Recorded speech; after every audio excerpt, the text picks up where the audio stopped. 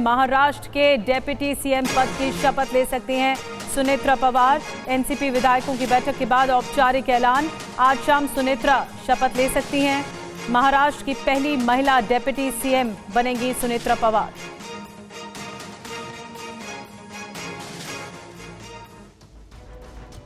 सुनेत्रा अजित पवार महाराष्ट्र की पहली महिला डिप्टी सीएम बनने जा रही हैं। आज मुंबई में एनसीपी अजित पवार गुट के सभी 40 विधायकों की अहम बैठक होने जा रही है। यूईएम जयपुर एक आदर्श लक्ष्य है। भावी छात्रों के लिए अच्छी नौकरी, भविष्य के लिए तैयार कौशल के साथ अच्छी शिक्षा रही है। इसके बाद विधायक दल के नेता की जानकारी राज्यपाल और मुख्यमंत्री को दी जाएगी। आज ही राज्यपाल आचार्य देवव्रत सुनेत्रा अजित पवार को उप मुख्यमंत्री पद की शपथ दिला सकते हैं।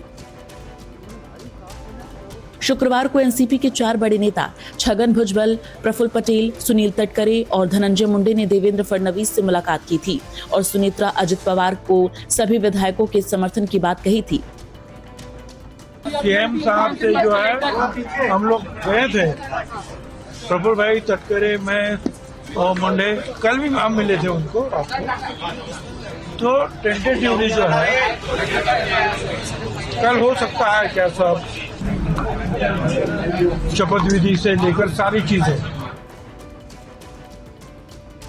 खबर है कि अजित पवार के निधन से खाली हुई बारामती विधानसभा सीट के उपचुनाव में सुनेत्रा पवार लड़ सकती हैं, जबकि सुनेत्रा पवार के डिप्टी सीएम बन जाने के बाद उनकी जगह पर बेटे पार्थ पवार को राज्यसभा भेजा जा सकता है। पार्थ पवार 2019 में मावल लोकसभा चुनाव क्षेत्र से चुनाव लड़े थे और उन्हें हार का सामना करना पड़ा था।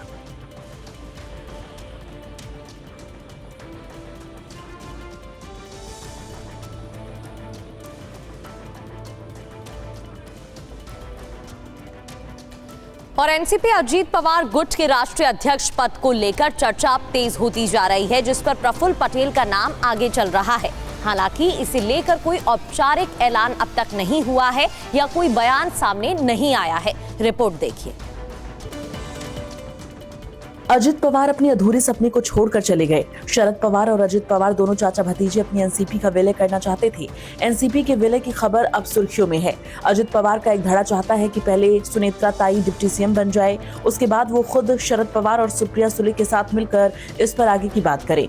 बात इस पर भी चल रही है कि विलय के बाद शरद पवार महायुति का हिस्सा बने। यहाँ पर अनिल देशमुख से हमारी बात हुई। उनका ये कहना है कि दोनों जो पक्ष है वो विलय के लिए तैयार हैं, शरद पवार भी इसके लिए तैयार हैं और कई ऐसी बैठकें हुई हैं शरद पवार की जिसमें अनिल देशमुख खुद मौजूद थे और उनको विलय की यानी मर्जर की जानकारी उस बैठकों में मिलती थी। बहरहाल शुक्रवार को एनसीपी के राष्ट्रीय अध्यक्ष पद को लेकर भी चर्चा हुई, जिसमें प्रफुल्ल पटेल का नाम आगे रहा। हालांकि अब तक इस पर कोई आधिकारिक बयान नहीं आया है। चर्चा यही है कि सुनेत्रा ताई के उप मुख्यमंत्री बनने के बाद दोनों पार्टियों के विलय को लेकर बैठक होगी, जिसमें राष्ट्रीय अध्यक्ष पद पर कोई फैसला लिया जाएगा।